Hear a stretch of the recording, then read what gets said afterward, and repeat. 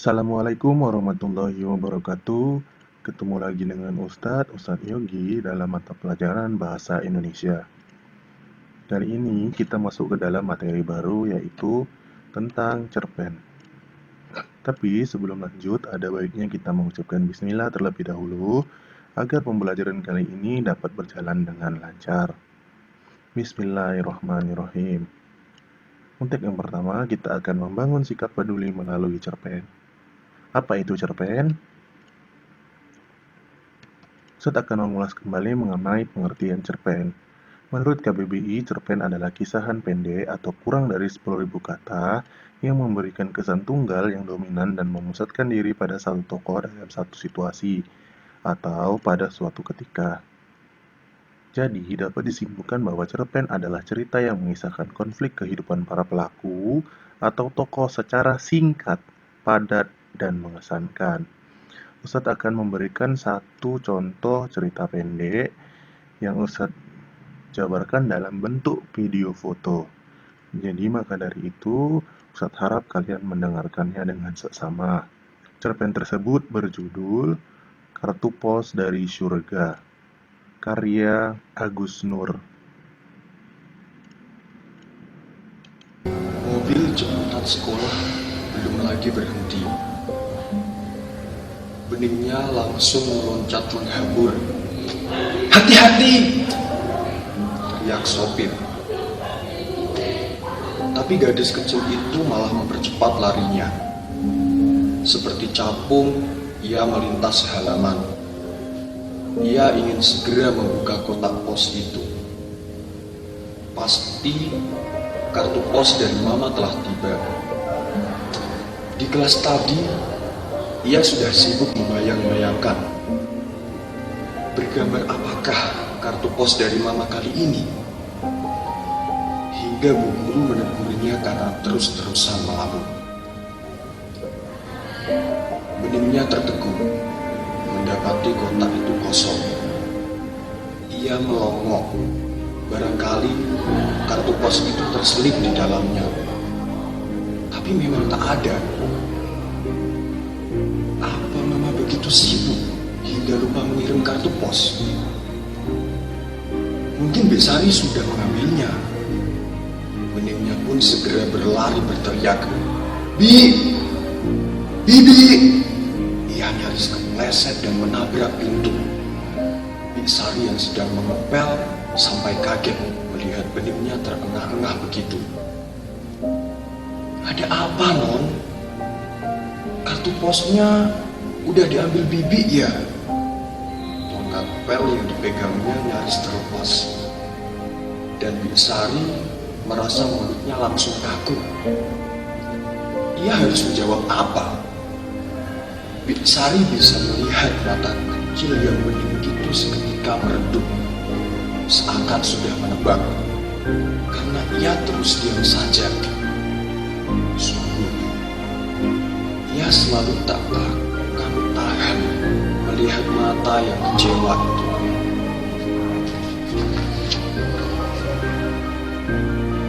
Marwan hanya diam ketika Besari cerita kejadian siang tadi. Sekarang, setiap pulang, beningnya selalu menanya kartu pos. Suara pembantunya terdengar serba salah. Saya tidak tahu mesti jawab apa. Memang, tak gampang menjelaskan semuanya pada anak itu. Ia masih belum genap 6 tahun. Marwan sendiri selalu berusaha menghindari jawaban langsung bila anaknya bertanya, "Kok kartu pos mama belum datang ya, Pak?" "Mungkin Pak Posnya lagi sakit, jadi belum sempat ngantar kemari." Lalu ia mengelus lembut anaknya. Ia tak menyangka betapa soal kartu pos ini akan membuatnya mesti mengarang-arang jawaban. Pekerjaan Ren membuatnya sering bepergian. Kadang bisa sebulan tak pulang. Dari kota ke kota yang disinggahi, ia selalu mengirimkan kartu pos buat beningnya. Marwan kadang meledek istrinya. Hari gini masih pakai kartu pos? Karena Ren sebenarnya bisa telepon atau kirim SMS. Meski baru playgroup, beningnya sudah pegang HP.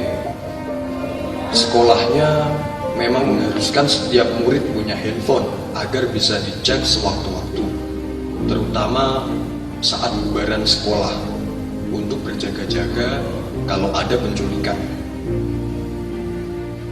Kau memang tak pernah merasakan bagaimana bahagianya dapat kartu pos. Marwan tak lagi menggoda bila Ren sudah menjawab seperti itu. Sepanjang hidupnya, Marwan tak pernah menerima kartu pos. Bahkan, rasanya ia pun jarang dapat surat pos yang membuatnya bahagia. Saat SMP, banyak temannya yang punya sahabat pena yang dikenal lewat rubrik majalah. Mereka akan berteriak senang bila menerima surat balasan atau kartu pos dan memamerkannya dengan membacanya keras-keras. Karena iri, Marwan pernah diam-diam menulis surat untuk dirinya sendiri, lantas mengepaskannya. Ia pun berusaha tampak gembira ketika surat yang dikirimkannya sendiri itu ia terima.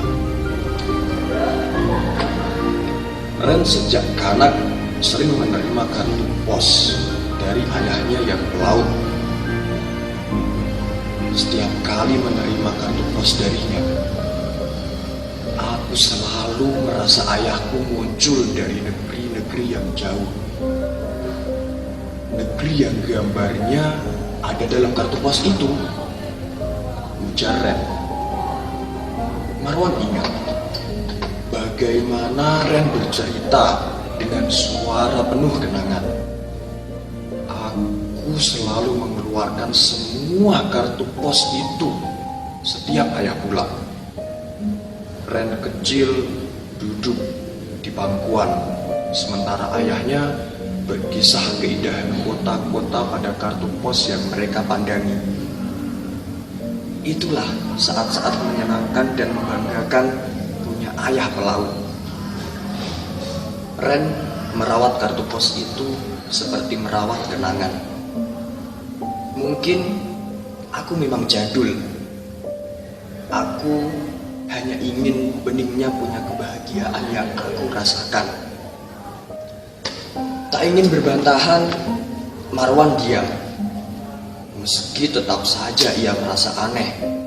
Dan yang lucu, pernah suatu kali Ren sudah pulang. Tetapi kartu pos yang dikirimkannya dari kota yang disinggahi baru sampai 3 hari kemudian.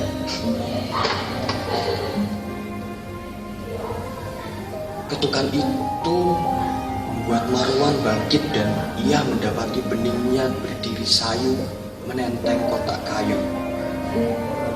Itu kotak kayu pemberian Ren. Kotak kayu yang dulu juga dipakai Ren menyimpan kartu pos dari ayahnya. Marwan melirik jam dinding kamarnya pukul 11.20. Enggak bisa tidur ya? Mau tidur di kamar papa? Marwan menggandeng anaknya masuk. Besok papa bisa antar beningnya enggak? Tiba-tiba anaknya bertanya. Antar kemana? Pizza Hut. Beningnya menggeleng. Kemana? Ke rumah Pak Pos. Marwan merasakan sesuatu mendesir di dadanya. Kalau emang Pak Posnya sakit, biar besok beningnya aja yang ke rumahnya ngambil kartu pos dari mama.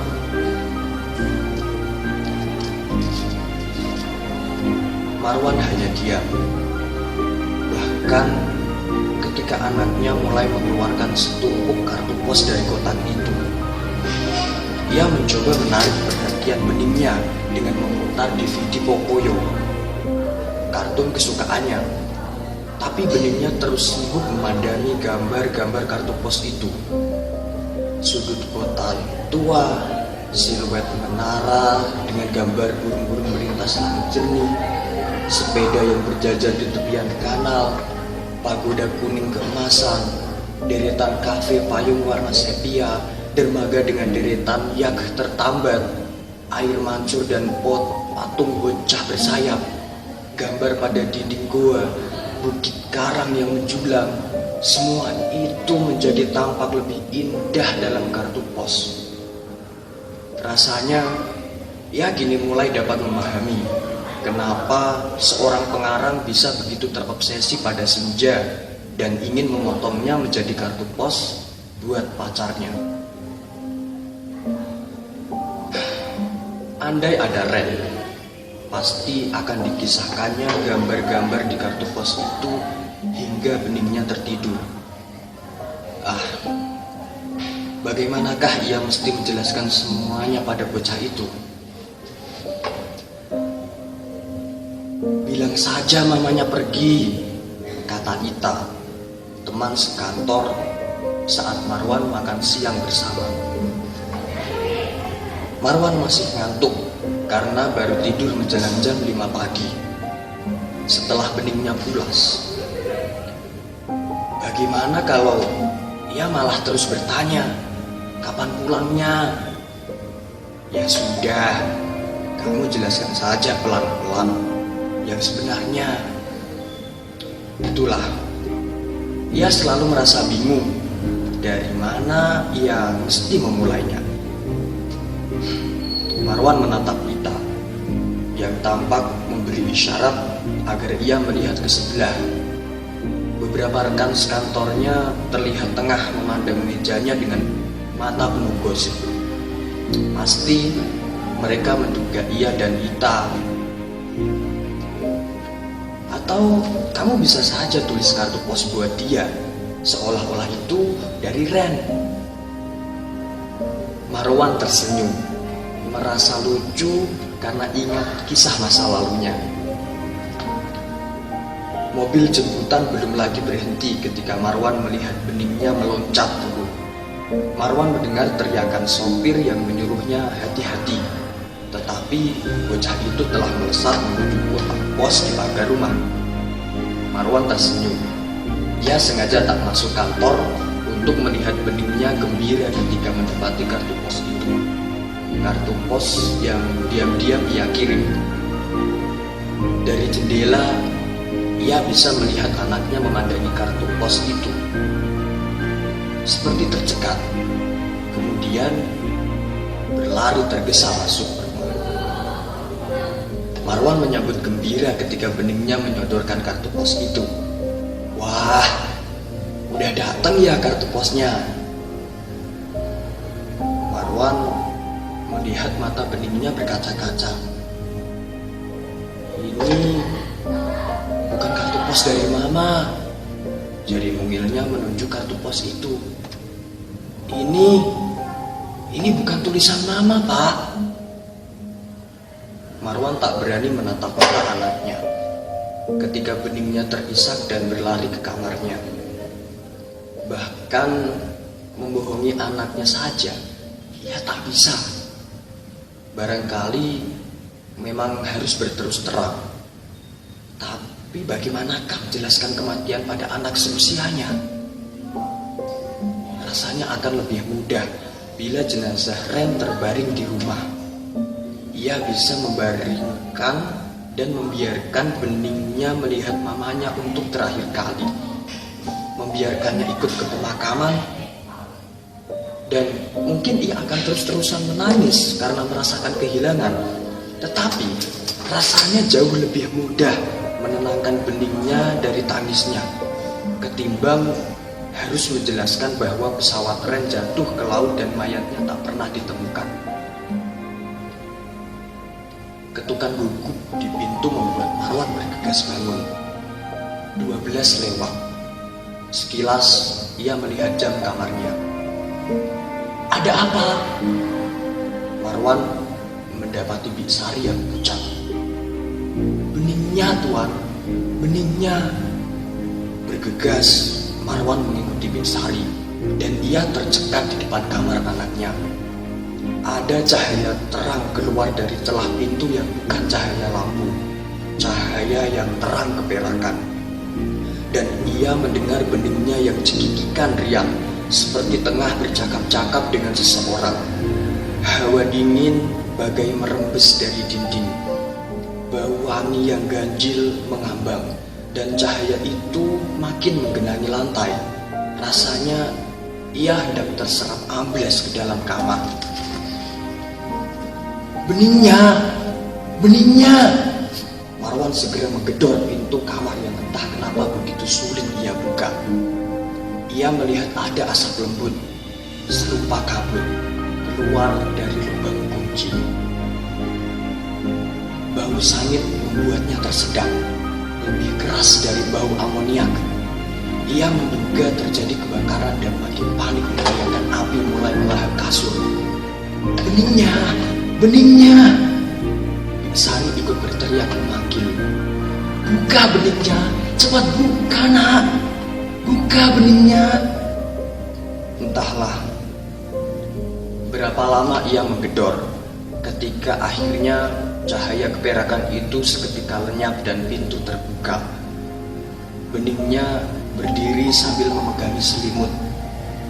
Segera Marwan menyambar mendekapnya. Ia melongok ke dalam kamar. Tak ada api. Semuanya masih rapi. Hanya kartu pos yang berserakan.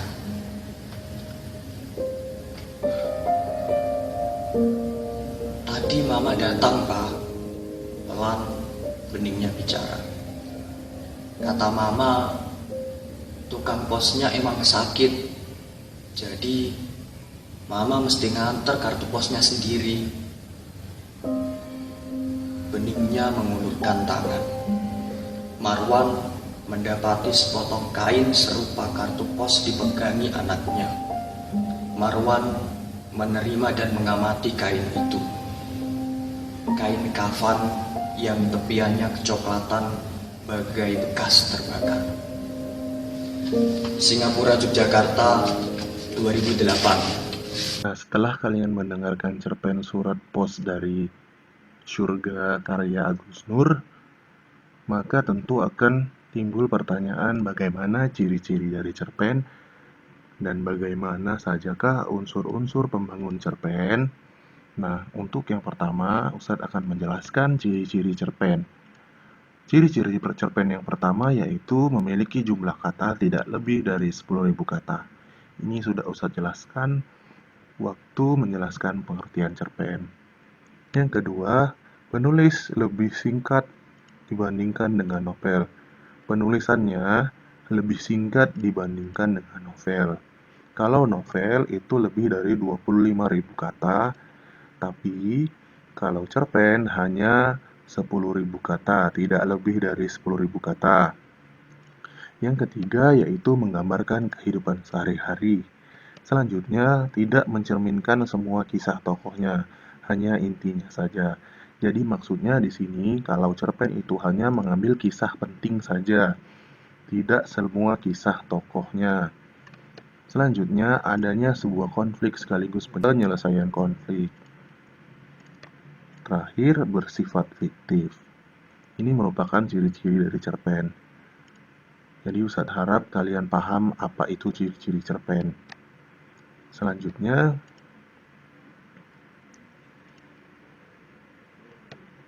unsur-unsur intrinsik cerpen. Nah, kali ini kita akan belajar unsur-unsur intrinsik cerpen. Kemudian minggu depan kita akan belajar unsur-unsur ekstrinsik cerpen. Apa itu unsur-unsur intrinsik cerpen? Unsur intrinsik cerpen merupakan unsur pembangun cerpen yang berasal dari dalam cerpen itu sendiri.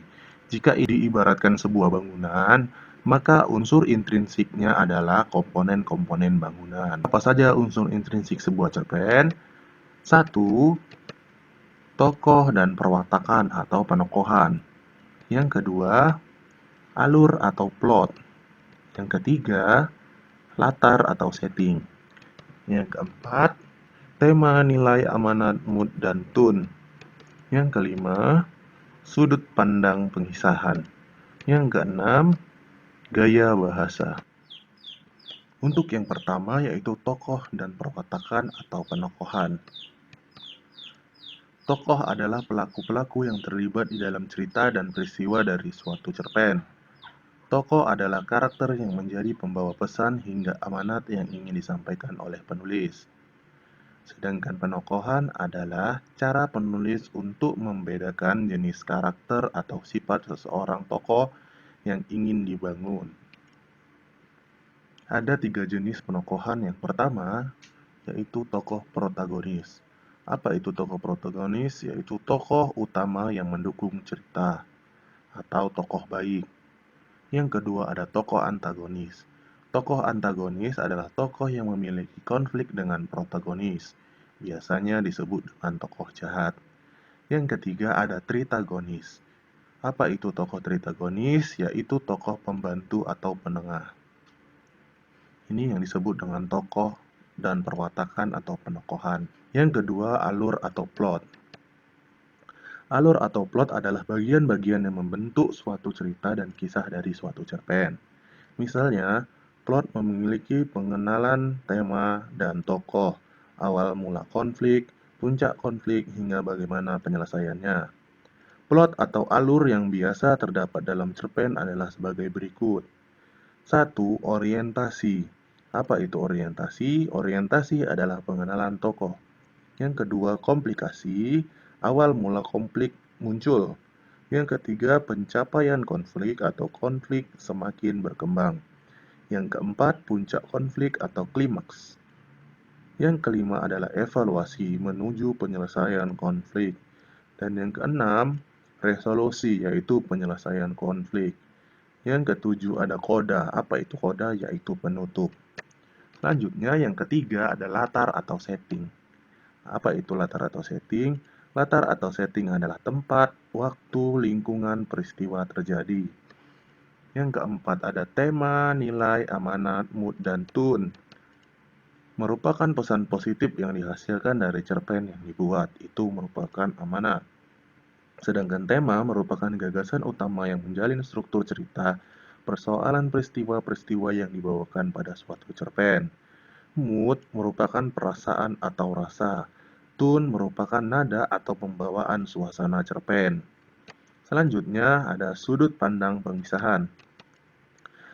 Adalah perspektif atau cara menggambarkan tokoh siapa penulis menyampaikan cerita. Jadi sudut pandang terbagi menjadi 2. Yang pertama, sudut pandang orang pertama adalah tokoh yang menggunakan kata ganti aku. Yang kedua, sudut pandang orang ketiga adalah tokoh yang menggunakan kata ganti dia dan mereka. Gaya bahasa. Gaya bahasa merupakan unsur-unsur pembangun teks cerpen. Gaya bahasa merupakan unsur pembangun terakhir dari teks cerpen. Bagaimana penggunaan bahasa yang digunakan dalam suatu cerpen? Apakah yang digunakan menggunakan bahasa yang casual atau biasa, atau banyak menggunakan majas atau kata perumpamaan? Jadi sampai di sini dulu mengenai cerpen dan unsur intrinsik sebuah cerpen. Penugasannya adalah, bacalah cerpen teks 2 pada halaman 63 yang berjudul Ibu Pergi ke Laut, karya Edi Hara. Kemudian identifikasi unsur intrinsik cerpen tersebut menggunakan tabel berikutnya. Sampai di sini dulu pembelajaran kali ini. Ustadz harap kalian mengerti apa yang Ustadz jelaskan. Kesimpulannya adalah, unsur-unsur intrinsik cerpen itu terdiri atas tokoh dan penokohan atau perwatakan. Yang kedua ada alur atau plot. Yang ketiga ada latar atau setting. Yang keempat tema, nilai, amanat, mood, dan tone. Yang kelima ada sudut pandang pengisahan. Dan yang terakhir ada gaya bahasa. Lebih dan kurang Ustadz mohon maaf. Kepada Allah Ustadz mohon ampun. Billahi fisabilillah. Fastabiqul khairat. Assalamualaikum warahmatullahi wabarakatuh.